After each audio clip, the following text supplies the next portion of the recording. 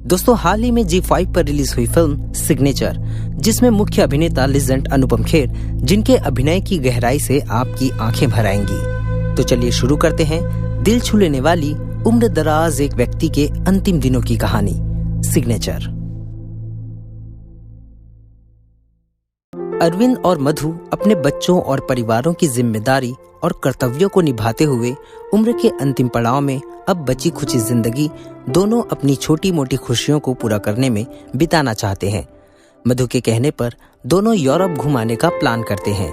उनके बच्चे, नाती पोते सभी उनको एयरपोर्ट पर छोड़ने आते हैं। सभी बहुत खुश होते हैं। मधु शादी के बाद पहली बार जीन्स और टॉप में काफी कूल नजर आती है।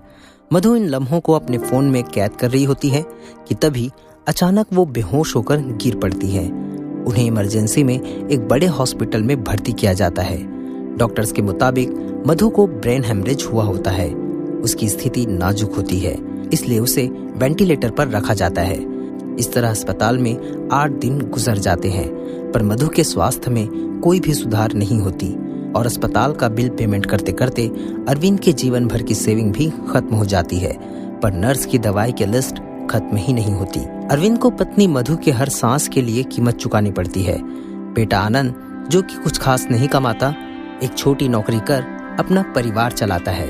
वह हार मान जाता है और अपने पापा से हॉस्पिटल के डीएनआर पेपर पर दस्तखत करने को कहता है। डॉक्टर अरविंद को डीएनआर का मतलब समझाते हैं कि मरीज के रिश्तेदार हॉस्पिटल को ये अनुमति देते हैं कि अब मरीज को किसी भी प्रकार के लाइफ सपोर्ट उपकरणों की सुविधा न दी जाए। दवाइयां जैसे चल रही हैं वैसे ही चलती रहेंगी। इस बीच यदि पेशेंट की जान को खतरा होता है तो भी उसे वेंटिलेटर की सुविधा नहीं दी जाएगी। डॉक्टर अरविंद को बताते हैं कि डीएनआर पेपर्स के लिए उनके बेटे ने ही उनसे कहा था। यह जानकर अरविंद को धक्का लगता है कि उनका खुद का बेटा अपनी माँ के लिए ऐसे कैसे सोच सकता है। आनंद अपने पापा को अपनी माँ के इलाज में खर्च हुए रकम का हिसाब देने लगता है, जो कि उसके पापा के अकाउंट से ही हुए होते हैं। अब ना तो उनके पापा के पास और ना ही उसके पास अस्पताल के खर्चों के लिए पैसे होते हैं। वह अपनी माँ की चिंता छोड़ अपनी परेशानियां अपने पापा को सुनाने लगता है। वह उनसे कहता है कि आज के लिए तो मैं अपने दोस्तों से पैसे अरेंज कर दे सकता हूँ, पर ऐसा कब तक चलेगा पापा? वो रहेंगी भी या नहीं, इसकी कोई गारंटी नहीं है। आनंद की इस बात से अरविंद गुस्सा हो जाता है और उसे कहता है कि बेटा होने के नाते तुमसे बस तुम्हारा साथ चाहता हूँ। मुझे पैसे नहीं चाहिए तुम्हारे। अगर तुमसे वो भी नहीं हो पाता तो चले जाओ यहाँ से, लेकिन मैं उसे ऐसे नहीं छोड़ सकता। इस उम्र में हताश, लाचार अरविंद को अपनी पत्नी की सांसों के लिए जल्द से जल्द पैसों का बंदोबस्त करना होता है। मजबूर होकर वो अपनी बेटी और दामाद के पास मदद मांगने जाता है, पर उनका दामाद भी सक्षम होने के बावजूद पैसे प्रोजेक्ट्स में फंसे होने का हवाला देकर उन्हें मना कर देता है। इसके बाद उनकी बेटी खुद के बचाए हुए कुछ 50,000 रुपए और अपने कंगन अपनी माँ के इलाज के लिए अपने पापा को देती है। लाचार अरविंद ना चाहते हुए भी वो पैसे और कंगन लेकर हॉस्पिटल पहुंचता है। हॉस्पिटल में अरविंद के साथ ही बैठे एक परेशान आदमी, जिसका बेटा कोमा में होता है, उसका भी इलाज उस हॉस्पिटल में चल रहा होता है। नर्स दोनों को दवाई की लिस्ट देती है।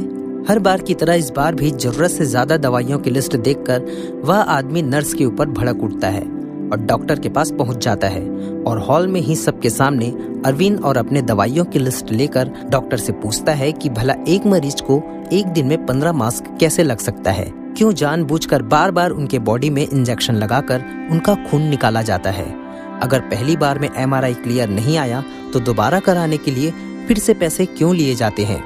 इन सब लापरवाही के खिलाफ आपको एक्शन लेना चाहिए। पर डॉक्टर हॉस्पिटल के मैनेजमेंट और पॉलिसीज का बहाना बनाकर उसकी बातों को नजरअंदाज कर देता है और उस आदमी के बातों का वहां मौजूद कोई भी शख्स उसका सपोर्ट नहीं करता। इसके बाद डॉक्टर अरविंद को और भी दवाइयों की लिस्ट देता है और अरविंद उस आदमी के बातों को नजरअंदाज करते हुए दवाइयां लेने चले जाता है। उसी वक्त उसकी बहू और पोती हॉस्पिटल पहुंचते हैं। वह दोनों माँ के साथ हॉस्पिटल में रुकते हैं और अरविंद उन्हें अस्पताल के खर्चों के लिए पैसे देकर और भी पैसों की व्यवस्था करने के लिए गांव चला जाता है। वहां वो अपने दोस्त प्रभाकर से गांव में बनाए अपने सपनों के आशियाने को बिकवाने की बात कहता है, जहां वो और मधु रिटायरमेंट के बाद रहने की सोच रहे थे। अपने इस सपने को पूरा ना होता देख अरविंद की आंखें भर आती है, पर इस वक्त मधु से बढ़कर उसके लिए कुछ नहीं होता। प्रभाकर उसे ये घर न बेचने की सलाह देता है, क्योंकि अरविंद को पैसों की जरूरत आज और इसी वक्त होता है और इतनी जल्दी उस गांव में कोई खरीदार नहीं मिल सकता, और यदि सौदा हो भी गया तो ये तुम्हारे बेटे के साथ जॉइंट वेंचर संपत्ति है, उसके साइन किए बिना तुम ये घर नहीं बेच सकते। अरविंद तुरंत अपने बेटे से फोन में इस बारे में बात करता है, पर उनका बेटा वह घर बेचने से साफ इनकार कर देता है। काफी सोचने के बाद अरविंद उस घर को बेचने के लिए अपने बेटे की जाली दस्तखत करने की सोचता है। प्रभाकर उसकी इस बात से बिल्कुल राजी नहीं होता और उसे समझाता है कि ये सब करके अगर तुम भाभी की जान बचा भी लेते हो और तुम्हारे बेटे के कारण तुम्हारी सच्चाई सामने आ गई और जालसाजी के केस में तुम्हें अगर जेल हो गया, तो इस बदनामी का पता अगर भाभी को पता चलेगा तो सोचो वो तुम्हारे बारे में क्या सोचेगी। इस तरह प्रभाकर उसे घर बेचने से मना करवाता है और उसे सलाह देता है कि यदि तुम्हारी कोई पुश्तैनी संपत्ति, कोई पुरानी जगह या घर हो तो उससे कुछ इंतजाम हो सकता है। इसके बाद अरविंद काफी अरसों बाद अपनी पुश्तैनी जगह में जाता है, जहां कभी उसका भाई एक छोटी सी दुकान चलाता था और उसके पीछे ही उनका पुश्तैनी मकान भी था। पर वहां जाने के बाद पता चलता है कि रोड वाइंडिंग में उसके भाई की दुकान चली गई है और अब केवल उनके 2 कमरों का मकान ही बचा हुआ है। वह अपने भाई और भाभी के सामने मधु की जान के लिए मदद मांगता है, जिसके बाद उसका भाई उसकी बची संपत्ति के बदले केवल 1 लाख रुपए उसे देकर वहां से भेज देता है। फिर अरविंद पैसे लेकर हॉस्पिटल पहुंचता है।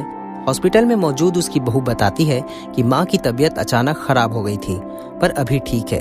वो डॉक्टर द्वारा दिए दवाइयों की लिस्ट फिर अरविंद को देती है और वो भी वहां से चली जाती है। इसके बाद दोस्त प्रभाकर की सलाह पर वह एक एनजीओ से मदद मांगने जाता है, जिन्होंने एक युवा की हार्ट सर्जरी के लिए फंड इकट्ठा कर उसकी जान बचाई होती है। पर वहां भी अरविंद से कहा जाता है कि वो युवा था और उसके पास पूरी जिंदगी बची हुई थी, इसलिए सबने उसकी मदद की। आपकी पत्नी बुजुर्ग हो गई है, उनके लिए कोई आगे नहीं आएगा। अगर आपके पास कोई मेडिकल पॉलिसी होगी तो उससे कुछ मदद मिल सकती है। परेशान अरविंद अपनी फाइल लेकर दोस्त प्रभाकर के साथ इंश्योरेंस ऑफिस जाता है। वहां उसे बताया जाता है कि यह काफी पुरानी पॉलिसी है, जिसके तहत अगर आपकी पत्नी की मृत्यु हो जाती है तो उनके पीछे आपको पैसे मिलेंगे, उनके जीते जी ये पैसे आपको नहीं मिल सकते। इस उम्र में इतनी परेशानियों का सामना कर रहा अरविंद मैनेजर के सामने रोता है, गिड़गिड़ाता है कि पॉलिसी मैं तुम्हारे नाम कर दूंगा, पर प्लीज मुझे इसके बदले कुछ पैसे दे दो। प्रभाकर से उसकी ये हालत देखी नहीं जाती और वो उसे ऑफिस से बाहर लेकर जाता है और उसे हॉस्पिटल जाने के लिए कहता है। इधर दोस्त प्रभाकर अपनी चैन बेचकर कुछ पैसे दोस्त के लिए इंतजाम करता है। अब तक जैसे तैसे मधु के इलाज के लिए पैसों का इंतजाम कर अरविंद हॉस्पिटल का खर्चा उठा रहा था। उसकी यह हालत देखकर डॉक्टर उसे सलाह देते हैं कि अगर आपसे पैसों का इंतजाम नहीं हो पा रहा है तो आप उन्हें किसी सस्ते हॉस्पिटल में ले जा सकते हैं। पर वहां सुविधाओं की कमी के डर से अरविंद मधु का इलाज उसी अस्पताल में कराता है। पर आगे के खर्चों के लिए परेशान अरविंद अपने पुराने लाइब्रेरी, जहां वो पहले कविताएं लिखा करता था, वहां सोचते हुए बैठा होता है। जब वो वहां से बाहर निकलता है तो उसकी मुलाकात अंबिका से होती है, जो उसकी पुरानी दोस्त होती है। बहुत दिनों बाद अपने पुराने दोस्त से मिलकर अंबिका खुश हो जाती है और अरविंद को अपने घर ले आती है, जहां दोनों अपने बीते जिंदगी, अपने परिवार की बातें एक दूसरे से शेयर करते हैं। अंबिका के पति का देहांत 12 साल पहले हो गया था। उनके 13वीं में अरविंद आया था, पर उसके बाद सीधे वो दोनों आज मिलते हैं। अंबिका का बेटा विदेश में शिफ्ट हो गया है और अब वो दादी भी बन चुकी है और यहाँ वो अब अकेले ही रहती है। पति ने उसके लिए पर्याप्त बैंक बैलेंस और सुख सुविधाएं छोड़कर गया होता है, पर फिर भी अंबिका एक खालीपन महसूस करती है। अंबिका अरविंद से उसके परिवार के बारे में पूछती है। तब अरविंद मधु के हालत के बारे में उसे बताता है, जिसे सुनकर अंबिका के आंसू नहीं रुकते। अंबिका के कहने पर अरविंद उस रात उसके ही घर में रुक जाता है। अरविंद के सोने के बाद अंबिका चुपके से अरविंद के झोले से वो मधु की रिपोर्ट्स देखती है। अचानक अरविंद की नींद खुल जाती है, पर इस बार जब वो अंबिका को देखता है तो चौंक जाता है, क्योंकि वो हैवी मेकअप और विग के पीछे छिपे एक दर्द भरे चेहरे को देखता है। अंबिका बताती है कि वो कीमोथेरेपी ले रही है और कैंसर के लास्ट स्टेज से सफर कर रही है। यह जानकर अरविंद दुखी हो जाता है और आधी रात को ही वहां से चला जाता है। अरविंद जब हॉस्पिटल पहुंच रहा होता है, उसी वक्त उस बच्चे की डेड बॉडी एम्बुलेंस से ले जाई जाती है, जिसके पिता ने हॉस्पिटल के सिस्टम के खिलाफ डॉक्टर से भिड़ गए थे। बेहोश पड़े पत्नी मधु के पास जाकर अरविंद उससे रोते रोते माफी मांगता है कि वो उसके लिए कुछ नहीं कर पा रहा है।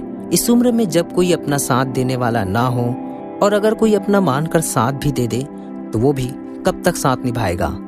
मधु कब तक ठीक होगी, वो ठीक होगी भी या नहीं, इसकी कोई गारंटी नहीं थी।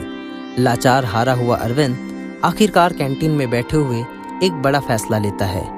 वह हॉस्पिटल के डीएनआर पेपर पर सिग्नेचर कर वहीं टेबल पर परेशान बैठा होता है। इधर अंबिका हॉस्पिटल में आकर मधु के नाम से 10 लाख रुपए जमा कराती है और मधु से मिलने वार्ड में पहुंच जाती है। तभी उसकी नजर मधु के हाथों में पड़ती है। सिस्टर अंबिका से तुरंत उसके परिवार वालों को बुलाने को कहती है, क्योंकि दवाइयों का असर अब होने लगा था और मधु की बॉडी रिस्पॉन्ड कर रही थी। मधु अरविंद को ढूंढते हुए कैंटीन तक पहुंच जाती है, जहां अरविंद परेशान बैठा होता है। वह ये बात अरविंद को बताती है और दोनों के लिए कॉफी लेने चली जाती है। इधर दोस्त प्रभाकर भी कुछ पैसे मधु के नाम से हॉस्पिटल में जमा कराता है और भाभी मधु से मिलने जाता है। इसके बाद वो मधु के रिकवर करने की खुशखबरी दौड़ते भागते हुए अरविंद को सुनाने पहुंच जाता है। पर अफसोस, इस खुशखबरी के लिए अरविंद नहीं बल्कि सिर्फ उसकी बॉडी ही वहां होती है। उम्र दराज अरविंद के साथ बीते मुश्किल भरे दिन और पत्नी मधु के खो जाने का डर अरविंद नहीं सहन कर पाता और कैंटीन में बैठे बैठे ही उसकी जान चली जाती है। दोस्तों, ये कहानी हमें बहुत कुछ सिखाती है। क्या अरविंद का अपने बच्चों से इस बुरे समय में उनके साथ होने की उम्मीद रखना गलत था? क्या बेटे आनंद का इतना प्रैक्टिकल रहना सही था कि कोई संपत्ति माँ से बढ़कर हो गई? एक तरफ बेटा जो संपत्ति के लिए अपने बेटे होने का कर्तव्य भूल गया और दूसरी तरफ एक कमजोर लाचार बुजुर्ग इंसान जो अपना सब कुछ अपनी पत्नी की जान के लिए बेचने को तैयार था। दोस्तों, आज की ये हमारी कहानी आपको कैसे लगी नीचे कमेंट बॉक्स में जरूर बताइएगा। मिलेंगे फिर नई कहानी के साथ, तब तक के लिए धन्यवाद।